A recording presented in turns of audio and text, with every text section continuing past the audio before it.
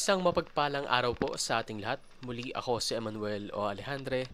Ito ang aking daily devotion ngayong November 12. And for today, ating pag-uusapan kung ano ang sikretong katangian ni Jesus. Now, this isn't really a secret.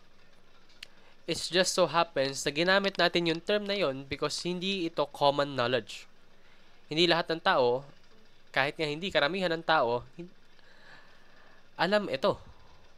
That is because this can only be understood when you read the Bible.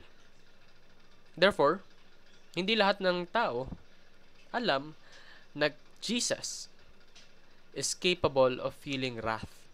And that is our topic for today, no? Wrath of the Lamb. Sabi nga sa Revelations chapter 6, verse 16, "They called to the mountains and the rocks, fall on us and hide us from the face of him who sits on the throne and from the wrath of the Lamb." Now, the wrath of the Lamb is the righteous anger of Jesus Christ, the same Lamb who was slain for sinners.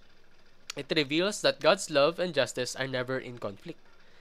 Pwede kang mahalin ng Panginoon at the same time, He can also have wrath towards you.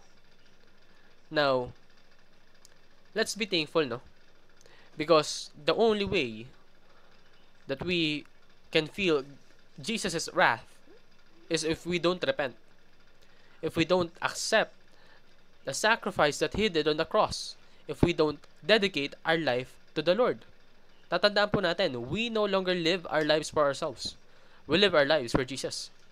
And kung hindi po natin kayang tanggapin ito, then please, I urge you to change your mind because you are not ready to face the wrath of the Lamb.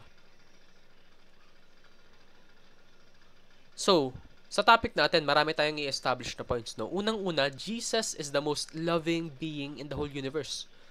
Bakit?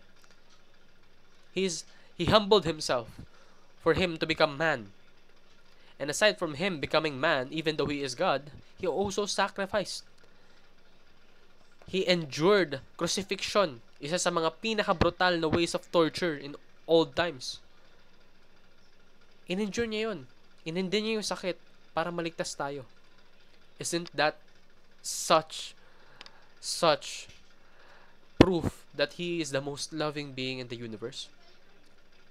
And it is interesting because yes, He is the most loving being in the universe, but He is also the most terrifying being. Because those two facts can definitely coexist. Mahal ka ng Panginoon, kaya binigay niya yung buhay niya para sa'yo, but He can also punish you, for He is just. He will judge you for everything that you do here on earth. Kung nagkasala ka, alam niya ng Panginoon. Kung nagsinungaling ka, alam niya ng Panginoon. Lahat ng lumalabas sa bibig mo, alam niya. Lahat ng ginagawa mo, alam niya. Lahat ng iniisip mo. Even in your mind, even your thoughts, those unsaid thoughts, God is still aware of those things. And every single thing of those that I have done, that I have listed, and even more, God will judge you for. Jesus will judge you for. And if you haven't repented, and if you haven't put your faith and trust and whole life to serving God, then He will not see you as this righteous being.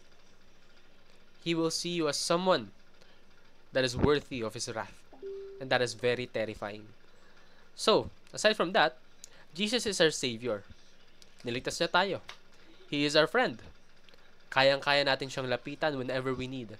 And He is also our Lord, Judge, and King. Lord, dahil pinaghaharian tayo ng ating Panginoon. He is the Judge because Siya yung hukom ng lahat ng mga bagay na ginagawa mo dito sa mundo. And He is also King for He has dominion over everything. So, you need to look at Jesus from the biblical perspective. Dahil maraming mga false teachings dyan na kumakalat sa mundo na sinasabing God will forgive you for everything. But that is only if you repent and you put your life for Him. If you don't, the God will not forgive you. God will judge you, rightfully so, justly. So give Jesus the uttermost fear and respect. Hindi porket alam mo na binigay ng Panginoon yung buhay niya para sa kaligtasan mo, para hindi ka na malagot sa mga kasalanan mo, magkakasala ka pa ng magkakasala. You need to show fear and respect. Ibig sabihin ito, iwasan mo na yung pagsisinungaling, iwasan mo na yung kahit anong transgression, kahit anong shortcoming. For that is giving respect and giving a proper response for Jesus' sacrifice. So balance your view of Christ's love and holiness. Huwag mong isipin na purong pagmamahal lang ang Panginoon na hindi siya capable sa galit, sa poot, for He is truly capable of that. So before I end, I would like to give a short prayer. Bow your heads and feel the presence of the Lord. God, I thank you for you have given your one and only Son for us to be saved, for us to no longer be condemned of our sins. I am grateful for everything that you've done for us, for you have given us grace even if we are undeserving of it. And I am very sorry. Please forgive me, because most times, I take that grace and mercy for granted. I still sin. I go back to my wrong, selfish ways. Please forgive me, God, and help me to repent so that I can enact your will. In Jesus' name I pray. Amen and amen. Yun lamang po ang aking daily devotion.